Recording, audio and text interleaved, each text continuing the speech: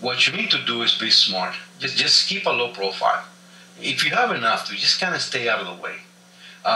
In New Orleans, it took 3 days for the city, to completely everything just went to hell in 3 days. If you have 90 days, at least 90 days of preps, to where you can just you don't have to go outside to do anything. You need to go, you need to get intel. It's essential that you know what's happening around you. But, kind of peek out there, talk to your neighbor. If you see somebody out there, see what's going on and get your ass back inside. Because within the first 90 days, if you got food and water, 90 days is nothing. You're going to be busy, with security, filtering water, doing all kinds. Time is going, instead of 9 to 5, it's going to be 5 to 9. 5 a.m. to 9 p.m.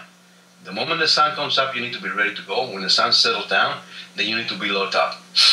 So you're going to be busy. 90 days for you are going to go like this. But if you don't have food and water, it's an eternity. Mm. So if you can stay out of the way, at least what my plan is, it's always good to have a community. You know that I've always been the lone wolf. Yeah. But the more I look at this, you got to have somebody around you. But if you don't, even if you don't, just stay out of the way. Because, like this person told me, I live in a non-Hispanic neighborhood. That doesn't mean anything. Anything. I live in Miami. You got Venezuelans, you got Colombians, Puerto Ricans, Cubans, Salvadorians. You got from all kinds of places. And I can hear, I go across the street to get my coffee in the morning, just to get the hell out of the house for a while. And, I get my coffee, and the Cuban coffee, we call it Cuban rocket fuel. So you say it's a little cup like this. It's a little bitty thing. That's enough to get your wire. So, when I buy a colada, that's enough for like 10 of those little cups. So I go outside and I pass them on, and I listen to people talk. And the one thing that I keep hearing, that Nicaraguan guy, or that Dominican guy, even now, within the Hispanic community here, you see people, going on each other just because of where they're from. Cuban guy calls anybody else an Indian. You see the Nicaraguans hate the Cubans. It's just, it's built into the fabric of society. That's just the way we are. Where humans are territorial. Just like any very tribal, very tribal. Exactly. So I saw it in Africa when I was there. You saw people that were living in the same town, God, for 3, 4, 5, 6 generations. And when the government ceased to exist, they started killing each other just because they were from different tribes. Even though, they known their families for generations. I spoke to somebody when I was there. I've always made it a point to try to get into people saying, why people do the things they do. And this guy was telling me, they were going bunkers, killing each other. And I asked him why. And the guy said, well, because, we're from this tribe and they're from that tribe. What does that got to do with anything? It was actually not the point. They're from different tribes. It was just a trigger. They used that as a trigger to release the point, the fact that they had no water, there was no food. It was not a little village. It was not a huge city. It was, it was a decent-sized town for Africa, not for here. So they had, they had electricity and they had running water and they had the, supermarkets and stuff. When none of the stuff ceased to be, they started killing each other.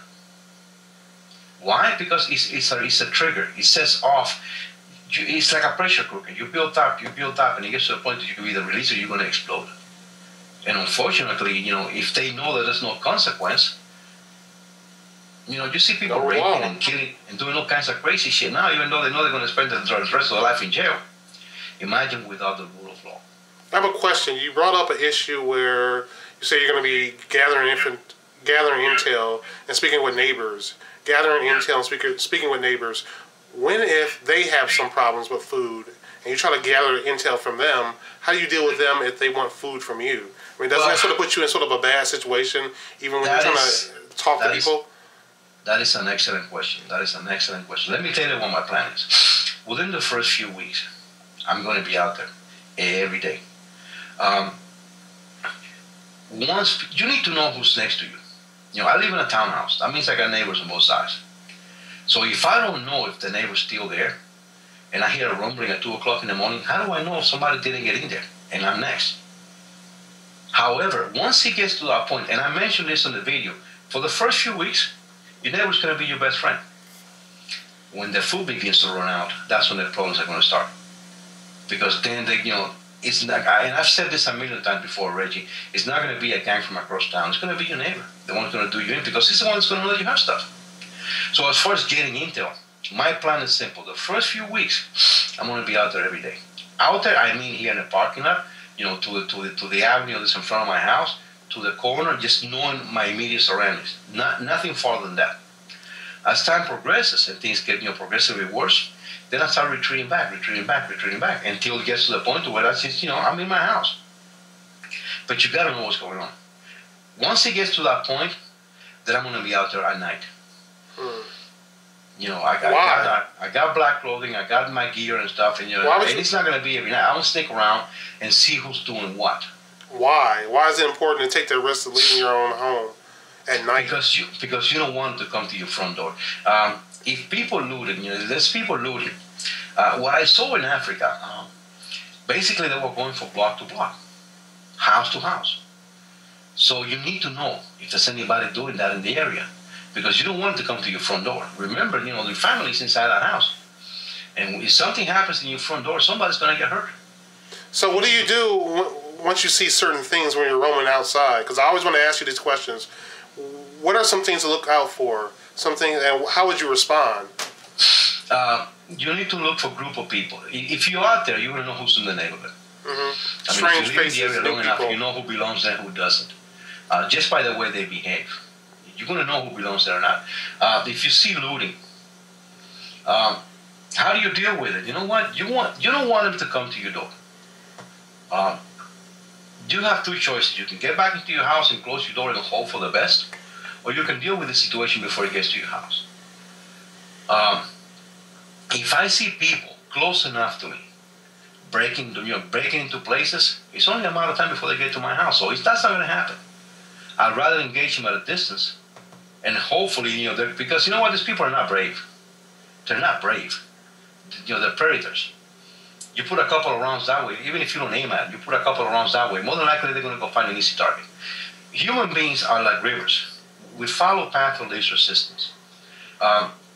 If you come to my door, you see all the bars and all the crap that I have here, and you look across and you don't see nothing, you're going to go to the house first. Excuse me. By the same token, if you just went through a block and you ransacked the place and nobody bothered you, and you turn a corner, you take one step, and you start hearing bullets bouncing next to you, more than likely you're going to make a U-turn and go back, find an easier target.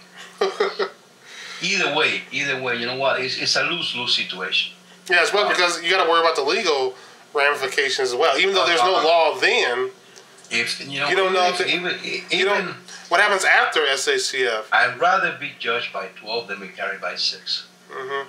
It's plain and simple. If it gets to your house, you know what? If you're thinking what's going to happen afterwards, you need to deal with the situation right at the moment, because you may not be alive, and your family may not be alive afterwards. Once he escalated, I'll give you an example. There was this one guy. They have been out of food for a while, and we moved in. We took over the place. It was a strategic location, so we took over the place. We were using like a staging area. So needless to say, we were basically the police force there. And pieces of body begin to turn up. Somebody with a missing leg or with a missing arm. And then a few days after, the same thing. And I said, the moment it was brought up to my attention, I said, you know what, I don't like this. There's something going on here. And sure enough, the neighbors caught this guy. You know what he was doing? He will catch you on the street, kill you, cut off your leg, take it home, eat off all that stuff for a couple of days, and then, since they didn't have electricity, they couldn't preserve meat. In Africa, it's hot as hell. So needless to say, trying to preserve a whole body was impossible. So this guy will kill people, take a leg, and have meat there for a couple of days. And then after that, he'll go back and do it again. And when I actually set this guy down, I said, what the hell's wrong with you? What did you do that for? The guy said, I was hungry. Just like if you stole a bagel from a bakery. The guy said, I was hungry. Wow. People, the only thing that keeps us civilized is the rule of law. Without the rule of law, trust me, you're going to see a lot of crazy shit, and you don't want that stuff to come to your front door. So what other things will you be looking out for in SACF once you're moving around at night And are you going to do it alone? Is it better to do it alone or with somebody else? If you're going to do it with somebody else, you better take the time now to train this person. Because you know what? You make one mistake. Remember, once you go outside your door, you're completely exposed. You got windows all around. You don't know who's looking at you. So if you're going to go with somebody else, you better make damn sure this person knows what he's doing. Because you know what? If you run somebody with a little bit of survival training, military training, they'll follow you. If I'm out there, okay, and I'm completely out of everything, all I have is my weapon, and I'm starving, and I see two of you walking around, what I'm going to do is I'm going to follow you to see where you go. What do you have that I can use? It's no use to me, to shoot you in the middle of the street and take your gun. I already have a gun. What I need is food. Obviously, you came from somewhere. So I will follow you. Get as much intel as I can. So how do you avoid being followed? Because that's another risk you're taking by leaving your house. Yeah, true. It takes training. And most of us don't have that training. And then you also have to have somebody at your house who is also trained, so that your neighbors don't attack when you leave the house. Going outside is your last resort. Mm-hmm. That's why you need to gather as much intel as you can in the initial stages. After you get to the second or third week, that is assuming that it gets that bad, then you just got to get inside and close the door. I just thought of something really bizarre. Have you ever considered using a battery to operate a camera, like little tiny cameras, and putting them in trees doing SHTF, so that you can actually monitor certain? Well, you could do that, but you're going to need a power source, for whoever monitor you're using. There's wireless cameras. As a matter of fact, I went to the mall the other day and I saw this little bitty helicopter. The guy was playing around with this huge one, and I went over, and and I told the guy, "What is the range?" He said, "Well, it's about 15, 20 meters." I said, "Do you have anything that's got a longer range?" And he pulled this little bitty one. He said, "Yeah, man, this one's got a camera on it."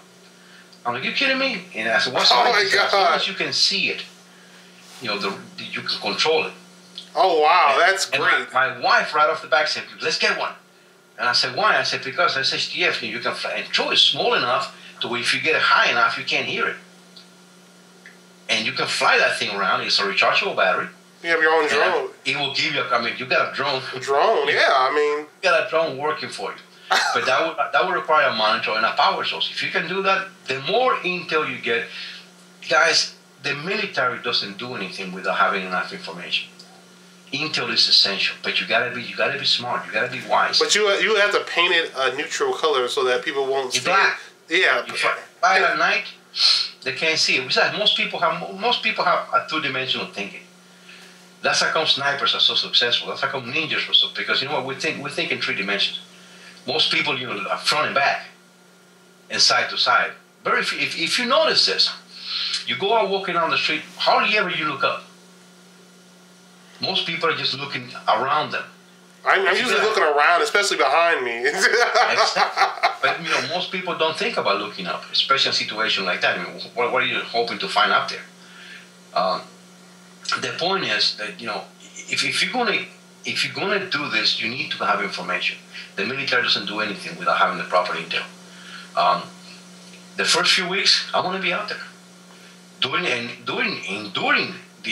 the period after that, from time to time, because I want the neighbor to see that I'm still here. I don't want to give anybody the idea that I'm gone, but it's going to be less and less. I'm going to be visible, so they know that I'm here, but that's about it. My intel then moves to night, completely black, and stick to walls. No silhouettes. Moonlight. Don't walk in the middle of parking lots in the middle of the street, because you know what? It's easy to see a silhouette at night if you got contrast. If you look in your backyard across the street or 100 yards away, yeah, it's all black. Yet if you have a house behind it that's got a light color, you see trees standing up. That contrast, that stuff will give you away. If you're walking in the woods and you go up a hill, the guy that's standing out there, you can see the guy from a mile away. So you got to keep stuff like that in mind. Is there a moonlight? The moon will give you a shadow just as the sun will. Which way is the shadow going? There's a lot of things you got to keep in mind. And you know what? If you're going to go out there, take your sweet time. You don't want to go any farther than the corner. The farther you venture, the more at risk you are of being followed. And never take the same path twice. If I go out this way, I'm coming back a different way. And if I go out tomorrow, go out this way, then I come back a different way. Going out there in a full-blown situation is a very dangerous thing. If you have no choice, this is why you prep. This is what you do now, so you don't have to. Intel, all I have to do is walk outside my door and just kneel down right behind my tree there, and I can see the whole parking lot, and just sit there and listen. No ambient sound, no cars. Sounds will carry from a long distance. Then if you hear something that sounds, kind of interesting, then you work your way over there, little by little, to see what's going on. But you know what? You got to know what's happening along you. You don't want to wake up in the middle of the night and hear your neighbors, the noise in your neighbor's house, and you don't know the neighbor left a month ago. And you're going to assume it's the neighbor because you don't know. Guess who's next?